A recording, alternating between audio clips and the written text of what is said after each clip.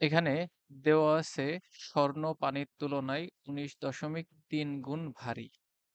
আরো বলতেছে যে আয়তাকার একটি স্বর্ণের বারের দৈর্ঘ্য 7.8 সেন্টিমিটার, প্রস্থ 6.4 সেন্টিমিটার, উচ্চতা 2.5 সেন্টিমিটার। স্বর্ণের বারের ওজন বের করতে বলেছে। আচ্ছা, আমাদের যেহেতু দৈর্ঘ্য, প্রস্থ, উচ্চতা দেওয়া আছে, তাহলে সেটাকে আমরা যদি লিখি দেওয়া আছে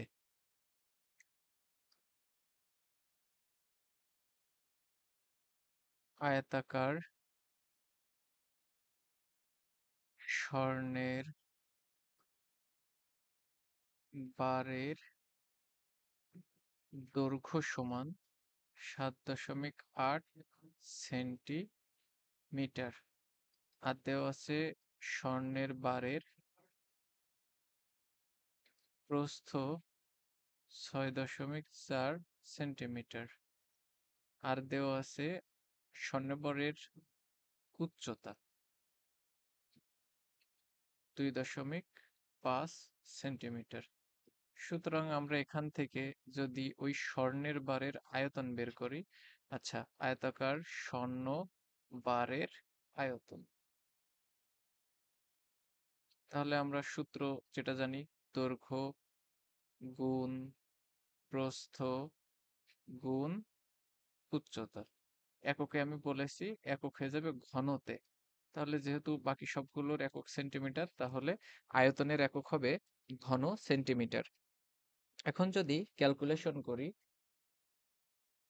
7.8 গুণ 6.4 গুণ 2.5, ক্যালকুলেটরে এই মানটা আসতেছে 124.8।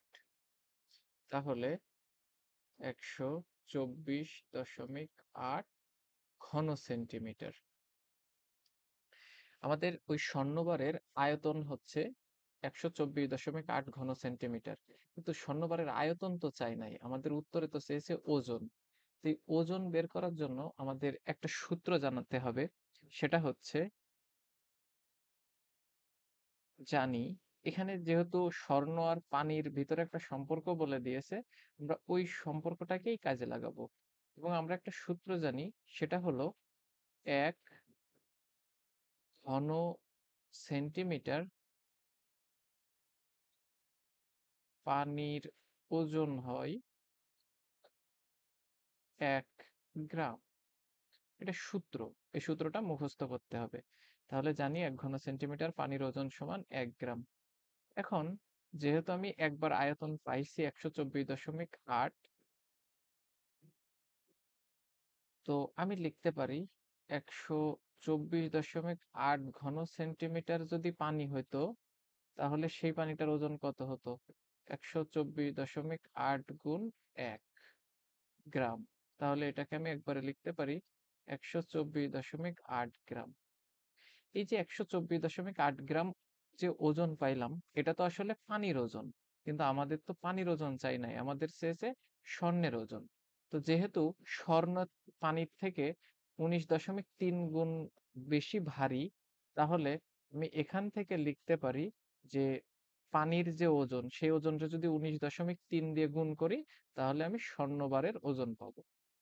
তাহলে স্বর্ণের বারের ওজন সমান পানির যে ওজন, সেটাকে 19.3 দ্বারা গুণ করব। তাহলে 124.8 কে যদি 19.3 দ্বারা গুণ করি, তাহলে উত্তর পাই 2408.64। 2408.64 গ্রাম। তাহলে আমাদের ওই স্বর্ণের বারের ওজন এইটা, এটাই অ্যান্সার। একটি বাক্সের দৈর্ঘ্য, প্রস্থ এবং উচ্চতা দেওয়া আছে। বাক্সটির আয়তন কত ঘন সেন্টিমিটার সেটা বের করতে বলেছে। আয়তন বের করতে হবে। আয়তনের সূত্র আমরা জানি, দৈর্ঘ্য গুণ প্রস্থ গুণ উচ্চতা।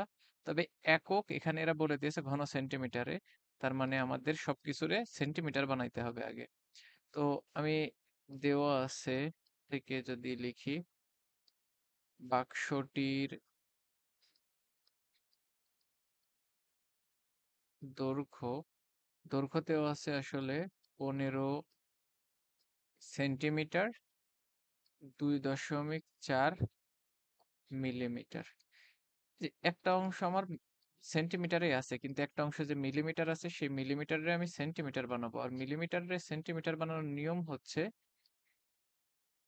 10 দ্বারা ভাগ করতে হয়। ভাগ করলে আমরা কিসে পাবো? সব সেন্টিমিটার পাবো। এটা একটা সূত্র, এবং সেই সূত্রটা হলো 1 সেন্টিমিটার সমান 10 মিলিমিটার। এই কারণেই আমরা মিলিমিটার থেকে সেন্টিমিটার বানাইতে চাইলে 10 দ্বারা ভাগ করতে হয়। এখানে যোগও আছে, ভাগও আছে, ভাগের কাজ আগে করতে হয়। তো 2.4 কে 10 দ্বারা ভাগ করলে আমরা পাবো 0.24 সেন্টিমিটার। এটাকে আমরা যদি লিখি, তাহলে আমরা লিখতে পারি একবারে 15.24 সেন্টিমিটার। এটা হলো আমার বাক্সের দৈর্ঘ্য। একইভাবে বাক্সের প্রস্থর জন্য যদি আমি সেম কাজ করি, আমাদের প্রস্থ দেওয়া আছে 7 সেন্টিমিটার, 6.2 মিলিমিটার। তো এটাকে আমরা লিখতে পারি 7 যোগ 6.2 রে ওই একই নিয়ম, যেহেতু মিলিমিটার রে সেন্টিমিটার বানাবো, 10 দ্বারা ভাগ করতে হবে। ভাগ করলে এটা দাঁড়াচ্ছে 6.2 রে 10 দ্বারা ভাগ করলে হয় 0.62। এখান থেকে আমি লিখতে পারি 7.62 সেন্টিমিটার। এই প্রত্যেকটা লাইন নিচে নিচে বসাবো, মানে এই যে এখানে বসাবো, তার নিচে এইভাবে করে বসাবো। আমি জায়গা সেভ করার জন্য এই পাশে করতেছি। তো যাই হোক, তারপরে বাক্সটির উচ্চতা হলো দেওয়া আছে কত? 5 সেন্টিমিটার 8 মিলিমিটার। এখন আমাদের ওই একই নিয়মে 5 সেন্টিমিটার তো আছেই, মিলিমিটার টুকুরে আমি কি বানাবো? সেন্টিমিটারে বানাবো। তো 8, যেহেতু 1 সেন্টিমিটার সমান 10 মিলিমিটার, এই কারণে 10 দ্বারা ভাগ করেছি। তো ভাগের কাজ আগে হবে, 8 রে 10 দিয়ে ভাগ করলে হয় 0.8। এখান থেকে আমি যোগ করলে আসবে 5.8 সেন্টিমিটার। এগুলো সব ক্যালকুলেটরে দিলে মান চলে আসবে। তাহলে আমি বাক্সটির আয়তন লিখতে পারি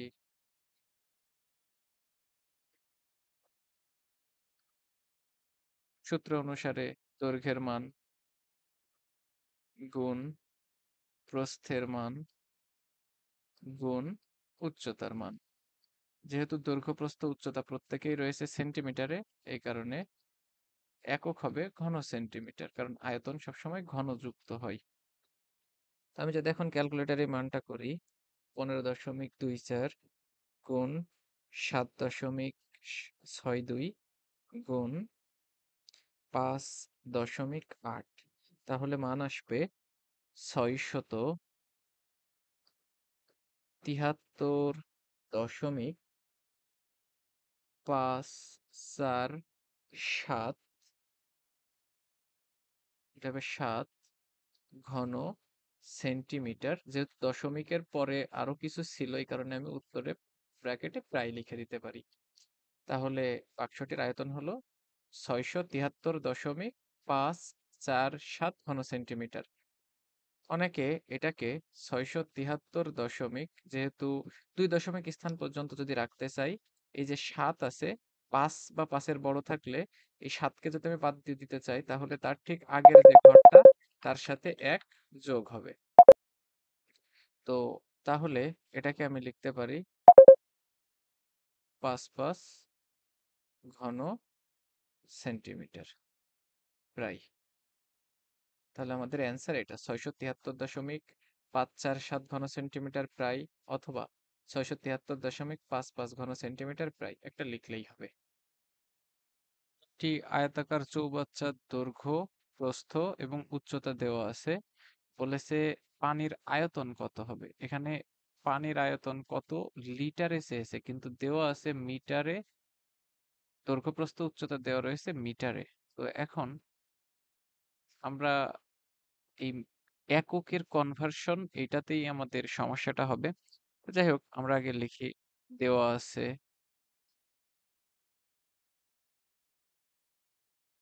চৌবাচ্চার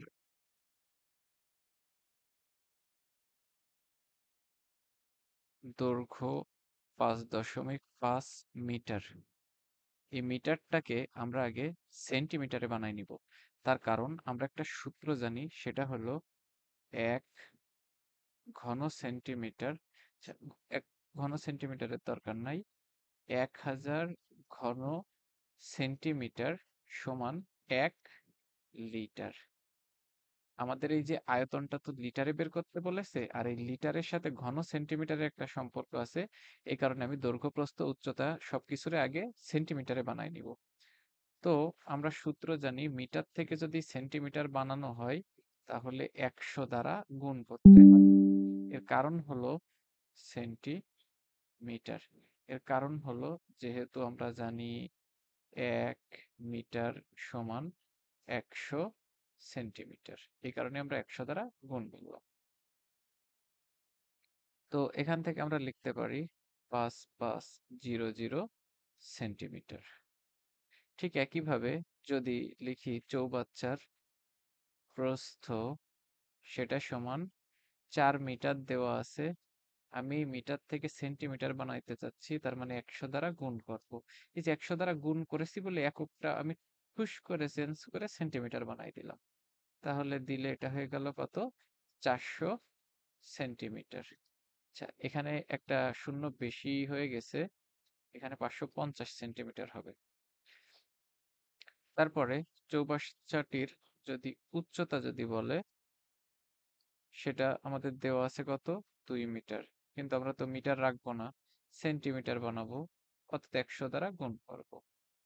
করলে আমি পাইছি 200 সেন্টিমিটার। এখন এই যে সবকিছু সেন্টিমিটারে পেয়ে গেলাম, তাহলে আমি এখন লিখতে পারি আয়তন সমান কি? আমরা সূত্র কি জানি? দৈর্ঘ্যের যে মান গুণ প্রস্থের যে মান গুণ উচ্চতার যে মান। যেহেতু আয়তন, তার মানে এককের পূর্বে আগে একটা ঘন হবে, ঘন সেন্টিমিটার। এখন যদি আমি ক্যালকুলেটরে 550 গুণ 400 গুণ 200 করি, তাহলে আমাদের মান আসতেছে 44-এর পরে 6টা শূন্য। তাহলে এটাকে যদি লিখি, 44-এর পরে 1 2 3 4 5 6, 6টা শূন্য ঘন সেন্টিমিটার। এখন আমি আয়তন তো পাইছি ঘন সেন্টিমিটারে, কিন্তু আমার আয়তন কিসে চাইছিল? লিটারে চাইছিল। এখন আমরা ওই সূত্রটা ব্যবহার করব, যে জানি 1000 ঘন সেন্টিমিটার সমান 1 লিটার। অতএব 1 ঘন সেন্টিমিটার সমান 1/1000 লিটার। কিন্তু আমাদের বের করতে বলতেছে কি এইটার জন্য, তাহলে এটা আমরা লিখব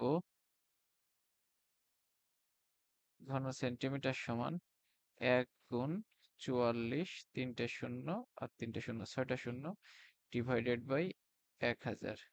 যদি আমি এটা কাটাকাটি করি, নিচে 3টা শূন্য আছে বলে উপরে 3টা শূন্য আমার বাদ যাচ্ছে, যে থাকতেছে কত? 44, 1 2 3, তার মানে 44,000 লিটার। তাহলে এই যে আমরা একটা অ্যান্সার পেয়ে গেলাম। আমাদের পানি ভর্তি থাকলে, চৌবাচ্চাটি পানি ভর্তি থাকলে পানির আয়তন কত লিটার হবে? 44,000 লিটার। আমাদের প্রথম অংশের অ্যান্সার হলো এটা। এখন আমাদের বলতেছে শুধু পানির আয়তন না, পানির ওজনটাও বের করতে বলছে। এর আগের যে ম্যাথটা আমরা করেছিলাম, সেটা যদি মনে থাকে, যে আমরা লিখেছিলাম 1 ঘন সেন্টিমিটার পানির ওজন ছিল 1 গ্রাম। আমাদের আরো একটা সূত্র আছে, সেটা হলো, আমরা জানি যে 1 লিটার পানির ওজন হয় আসলে 1 কেজি। কেজি বা আমরা যেটাকে কিলোগ্রাম বলি, সেটাই আসলে সংক্ষেপে হয় কেজি। তাহলে যাহা কিলোগ্রাম তাহাই কেজি। তাহলে 1 লিটার পানির ওজন যেহেতু 1 কেজি, আমাদের দেওয়া রয়েছে কত? আমাদের দেওয়া রয়েছে হচ্ছে 44,000। তাহলে আমরা যদি নিচে লিখি, অতএব 44,000 লিটার পানির ওজন হবে কত? 1 গুণ 44,000 কেজি। এখান থেকে যদি ক্যালকুলেশন করি তাহলে আমরা পাচ্ছি 44,000 কেজি। তাহলে এটাই হলো অ্যান্সার। কিসের অ্যান্সার? ওজন। ওজনও পাইলাম 44,000 কেজি, আবার আয়তনও পাইছি 44,000 লিটার। দুইটার মানই 44,000, কিন্তু একক আলাদা। এবং এই এককের কারণেই এই এত কিছু করা লাগলো। মিটারের থেকে একবার সেন্টিমিটার বানানো, দেন সেটাকে ঘন সেন্টিমিটার আয়তনের মান বের করা, সেই ঘন সেন্টিমিটার থেকে লিটার করা, লিটার থেকে কেজি করা। এভাবে করে এককগুলো চেঞ্জ করতে হয়েছে। এখানে একটি আয়তাকার মাঠের দৈর্ঘ্য বলা আছে প্রস্থের 1.5 গুণ। যেহেতু তারপরে বলতেছে প্রতি বর্গ মিটার, আচ্ছা বর্গ মানেই আমরা কি জানি, ক্ষেত্রফল বিষয়টা চলে আসবে। তো সেটার জন্য আমরা শুরু করি ম্যাথটা। আমরা প্রথমেই ধরে নিব, যেহেতু দৈর্ঘ্য প্রস্থের 1.5 গুণ বলেছে, কিন্তু দৈর্ঘ্যের মানও বলা নেই, প্রস্থের মানও বলা নেই। সেজন্য আমরা ধরে নিব যে ওই যে আয়তাকার জমি সেটার প্রস্থ হলো ক মিটার। মিটার ধরলাম কারণ পরবর্তীতে দেখতেছি বর্গ মিটারে দেওয়া আছে, এই কারণে। যদি প্রস্থ যদি ক মিটার হয়, তাহলে এখান থেকে আমি কি বলতে পারি, দৈর্ঘ্য সমান কি হবে, ক এর 1.5 গুণ, তার মানে 1.5, তার সাথে ক গুণ হবে, হয়ে এটাকে আমরা একবারে লিখতে পারি 1.5 ক মিটার। এটা হলো প্রস্থ এবং দৈর্ঘ্য পাইলাম। তাহলে আমরা কি লিখতে পারি, অতএব আয়তাকার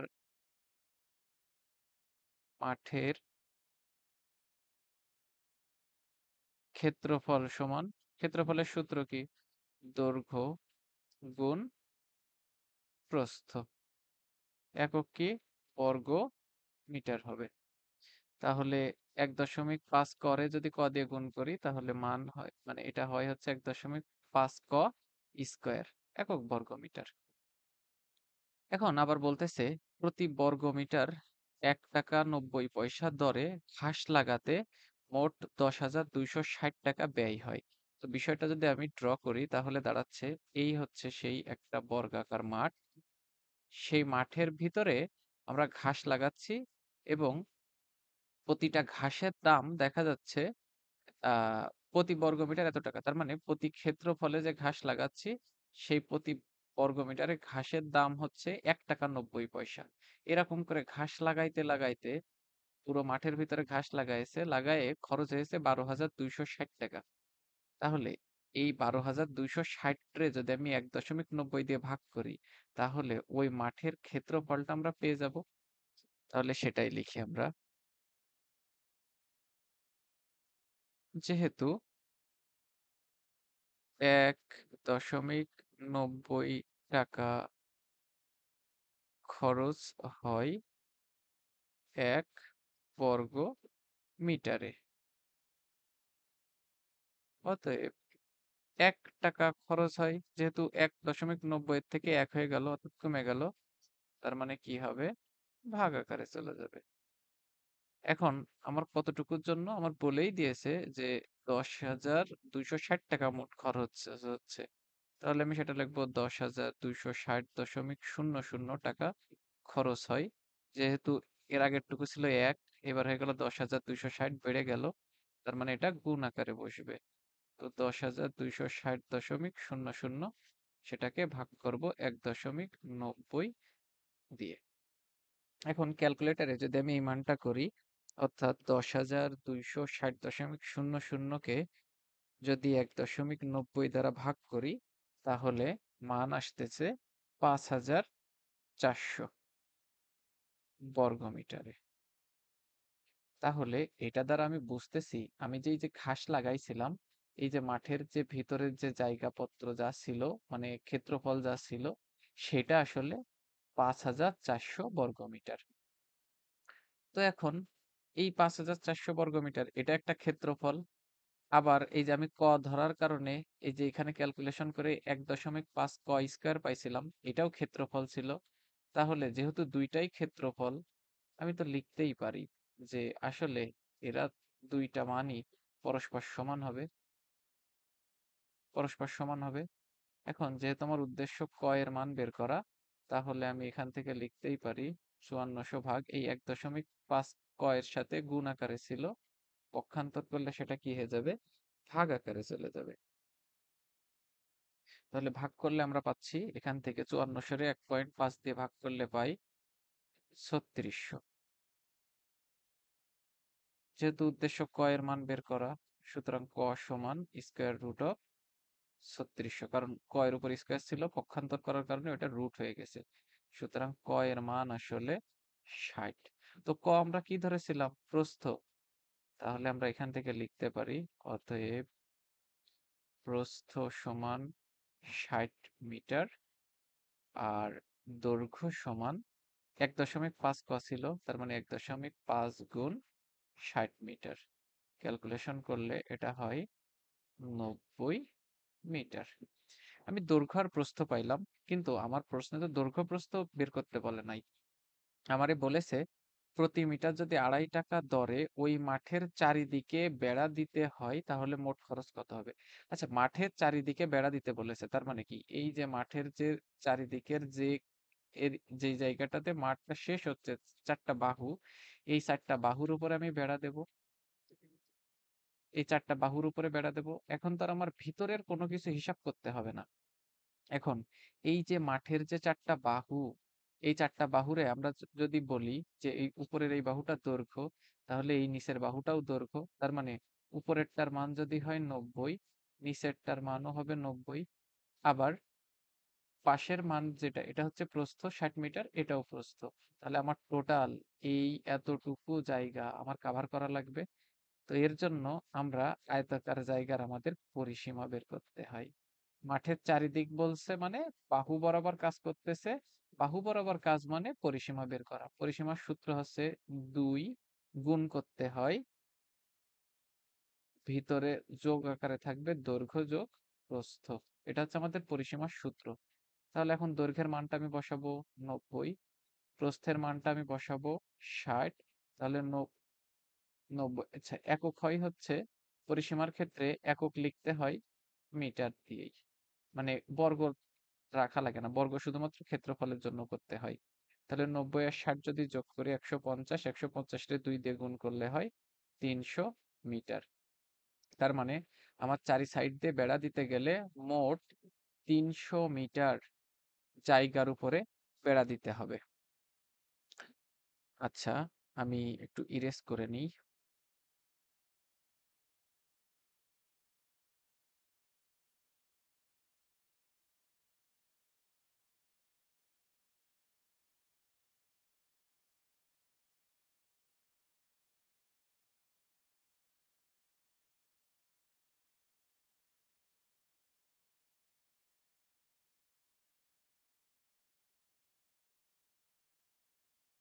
এখানের পর থেকে যদি বাম পাশে লিখি, তাহলে আমার এই যে সেই হচ্ছে যদি জায়গা, এই যে পুরো চারি সাইড দিয়ে বেড়া দিচ্ছি, সাইড দিয়ে বেড়া মানে তো সাইড দিয়েই বেড়া, ভিতরে তার বেড়া দেওয়া না। তো এই ভিতরে বেড়া দিতে, এই সাইড দিয়ে বেড়া দিতে মোট 300 মিটার জায়গার উপরে বেড়া দিতে হবে। এখন আমার বলেছে 1 মিটারে খরচ হচ্ছে 2.5 টাকা। তাহলে এই 300 মিটারে কত খরচ হবে, তাহলে আমি সেটাই করব। এখন 1 মিটারে বেড়া দিতে খরচ হয় কত টাকা, 2.50 টাকা। সুতরাং 300 মিটারে বেড়া দিতে খরচ হবে 2.50 গুণ 300 টাকা। আমি যদি এটাকে যদি আমি ক্যালকুলেটারে এই মানটা করি, তাহলে হবে 300 গুণ 2.5 সমান আসলে 750 টাকা। তাহলে এটাই আমাদের উত্তর। ওই মাঠের চারিদিকে বেড়া দিতে মোট খরচ হবে 750 টাকা। এটাই হলো অ্যান্সার।